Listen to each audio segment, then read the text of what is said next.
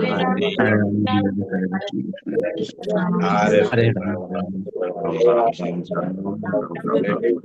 Ram, Hare Ram, Hare Ram,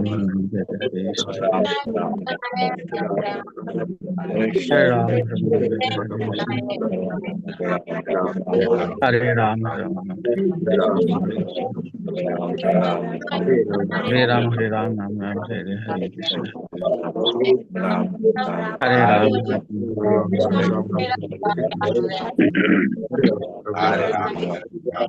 Hare Krishna, Hare Krishna, Krishna Krishna, Krishna Krishna, Hare Ram, Ram Ram, Hare Hare, Hare Ram, Ram Ram, Hare Hare Krishna, Hare Krishna, Krishna Krishna, Hare Ram, Hare Krishna, Hare Krishna, Hare Krishna, Hare Hare Krishna, Krishna, Krishna Krishna, Krishna Hare Hare, Ram Ram, Hare Ram, Hare Ram, Ram Ram, Hare Hare Ram, Hare Ram, Ram Ram, Hare Hare, Hare Hare Ram, Ram, Ram Ram, Hare Hare, Hare Ram, Ram Krishna, Hare Krishna, Hare Krishna, Krishna Krishna, Ram, Hare Ram, Ram Ram, Hare Hare, Hare Hare Ram, Ram Ram, Hare Hare, Hare Krishna, Hare Krishna, Krishna Krishna, Hare Krishna, Hare Krishna, Hare Ram, Hare Ram, Hare Ram, Hare Krishna, Hare Krishna, Hare Krishna, Hare Krishna, Krishna Ram, Ram, Hare Hare, Hare Krishna, Hare Krishna, Krishna Krishna, Hare Hare, Hare Hare Ram, Krishna, Hare Krishna, Krishna Krishna, Hare Krishna, Krishna Krishna, Hare Ram, Hare Ram, Hare Ram, Hare Hare Ram, Hare Krishna, Hare Krishna, Hare Krishna, Hare Ram, Hare Krishna, Hare Ram, Hare Ram, Hare Krishna, Hare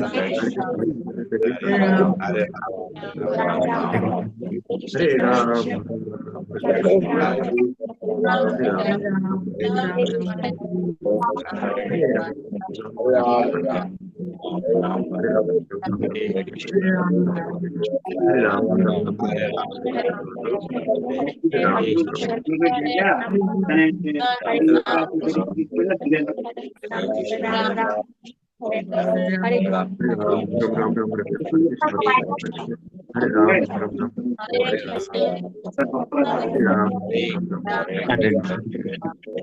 Hare Ram,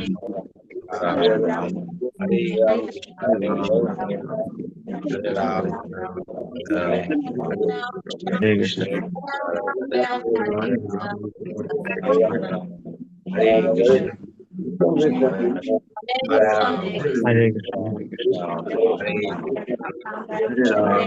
Hare Ram, Ram, Hare Ram, Krishna, Hare Krishna,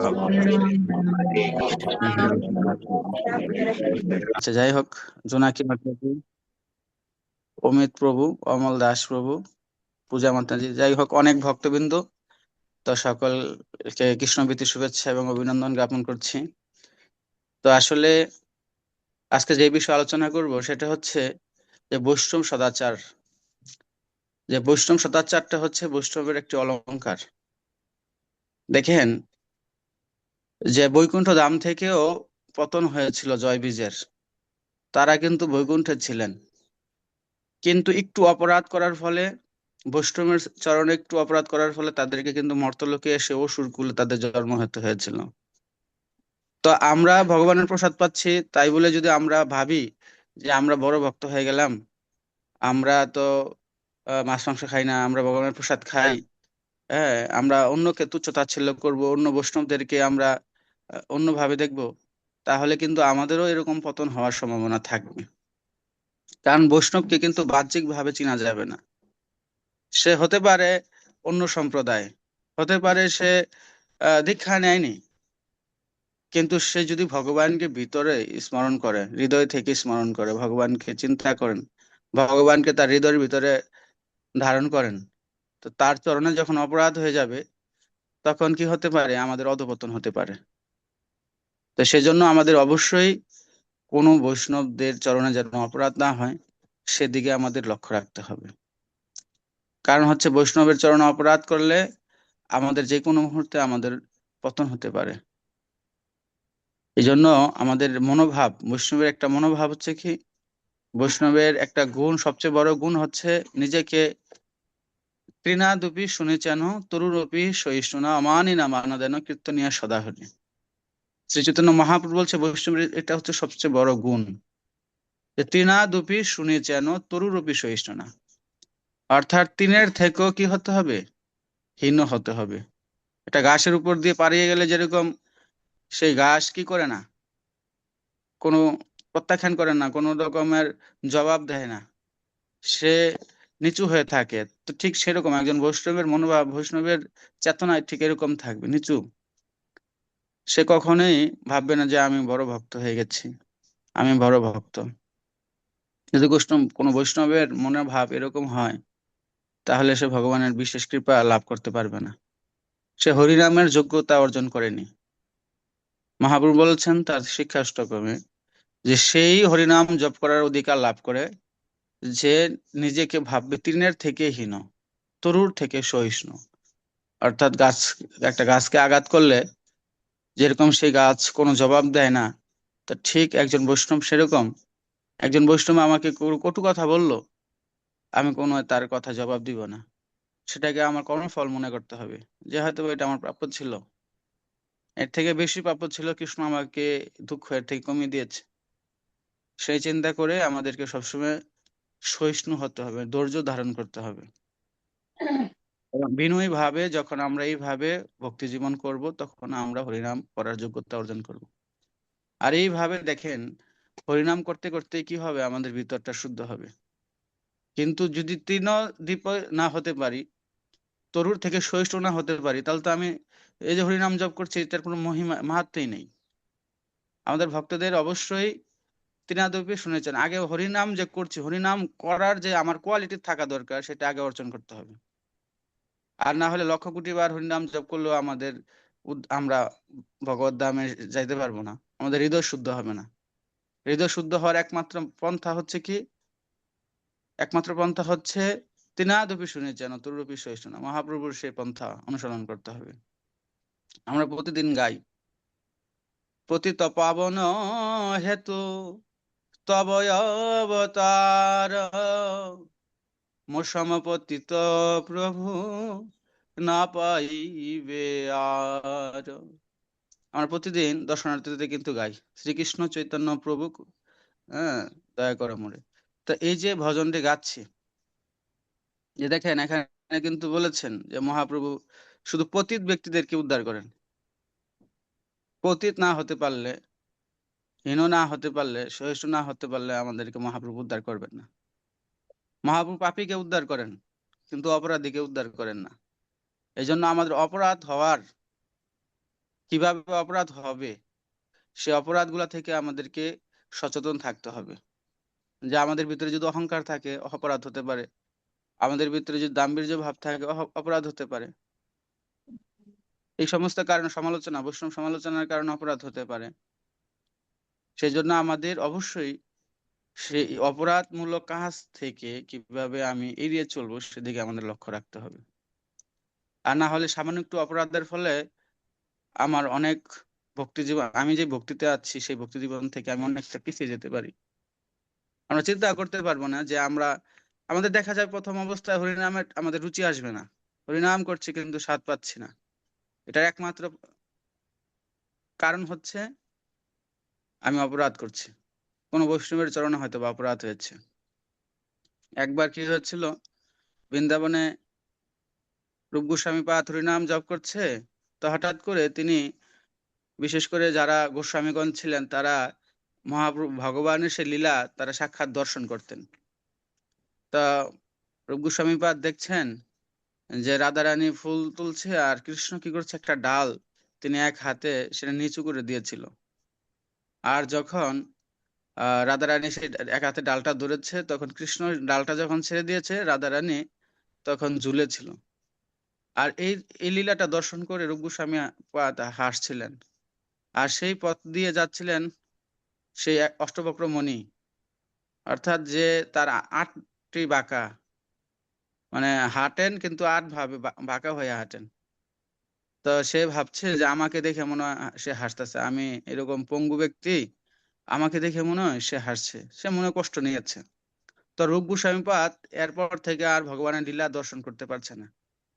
তো বড় ভাইয়ের কাছে গেলেন, সনাতন গোস্বামীর কাছে, ভাই আমি তো আর মহাপ্রভুর লীলা, কৃষ্ণের লীলা আসে আমি দর্শন করতে পারছি না।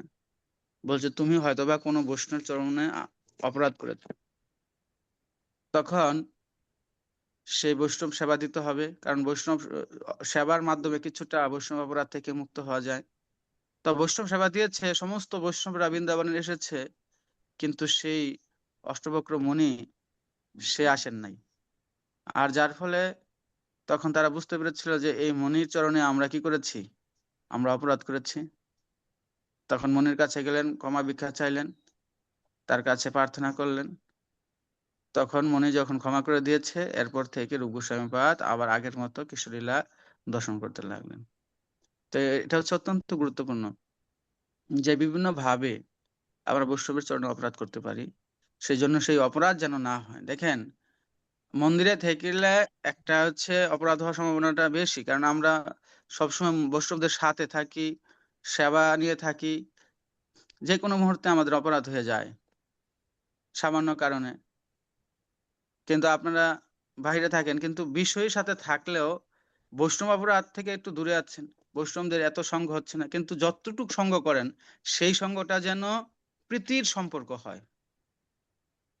যতটুকু সঙ্গ করেন সেই সঙ্গটা যেন প্রীতির সঙ্গ হয়ে থাকে, ভালোবাসার সঙ্গ হয়ে থাকে। এক একটা বৈষ্ণব সাথে এরকম আচরণ করবেন যেন বৈষ্ণব আপনার আচরণে সন্তুষ্ট হয়ে আপনাকে কৃপা আশীর্বাদ দান করেন।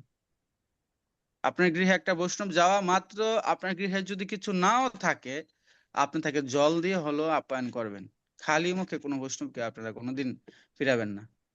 জল তো আছে, দেখেন বিদুরের স্ত্রীর ঘরে কিছুই ছিল না, কলা ছিল, কলা দিয়েই ভগবানকে সন্তুষ্ট করেছে।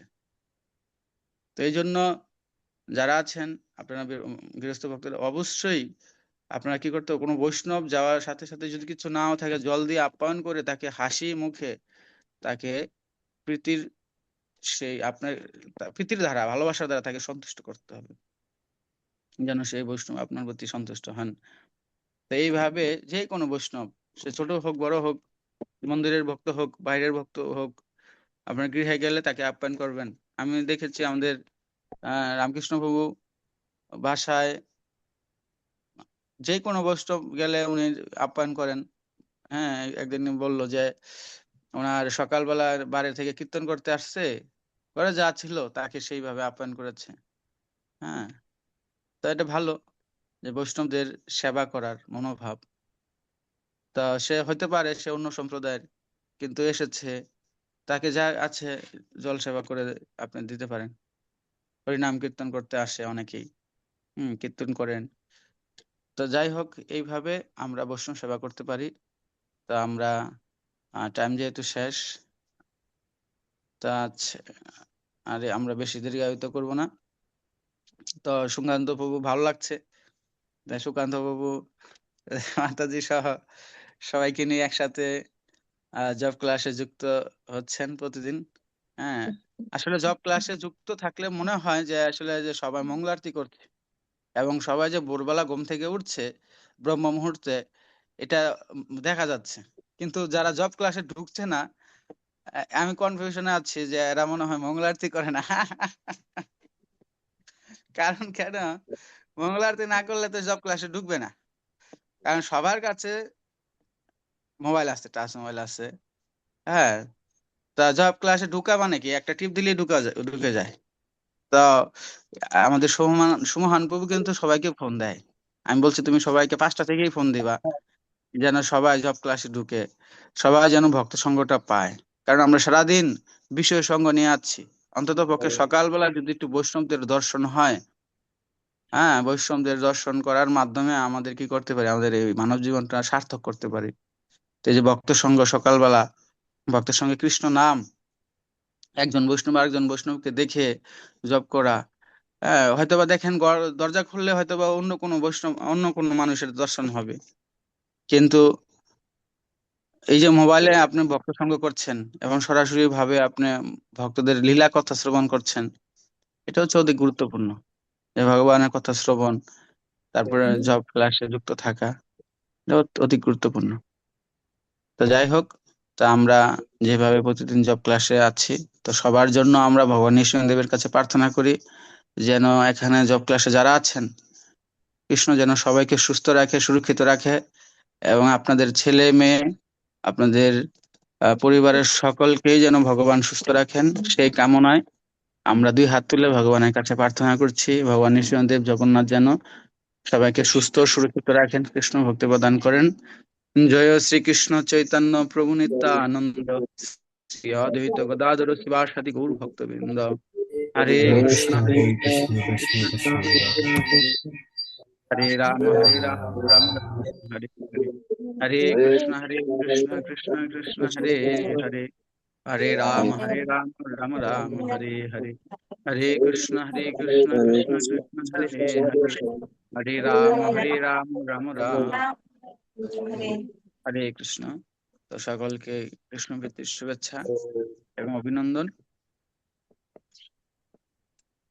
ঠিক আছে, আজকে জব ক্লাসে আমরা এখানে বিশ্রাম রাখছি।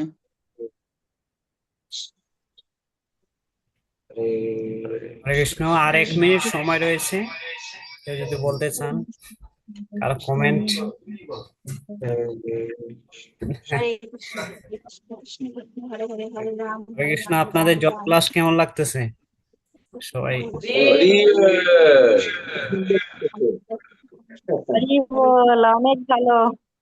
আমি খুব খুশি হয়েছি। তো যে অনেকের মন্দিরে এই জব ক্লাস হচ্ছে, কিন্তু আমাদের মন্দিরে নেই। আমার খুব কষ্ট হয়েছে। আমরাও খুব খুশি আমি হয়েছি যে নাগরকোটা মাতা পালন ঢুকছেন। করতে না, আমি আমরা অনেক ছিলাম খুশি হয়েছি যে আপনাকে আমাদের পেয়ে। যদি আপনি ঢুকবেন প্রতিদিন। আমি খুব খুশি হয়েছি সকল বৈষ্ণবকে দর্শন করে। আমার খুব ভালো লাগছে যে আমাদের মন্দিরে এরকম একটা প্রোগ্রাম শুরু করেছে। অনেকের মন্দিরে আছে শুনি, আমিও মাঝে মাঝে ক্লাস করি, কিন্তু নিজের নেই। এটা একটু শূন্যতা থাকতো, যে আমাদের মন্দিরে যদি হতো। তো আমি না, এটা এটা নতুন মেসেজটা শুরু করছি প্রভুর মাতা, মোবাইলে, আপনি এটা প্রতিদিন ঢোকার চেষ্টা করবেন। কয়েকদিনেই ঢুকেছি, আবার মাঝখানে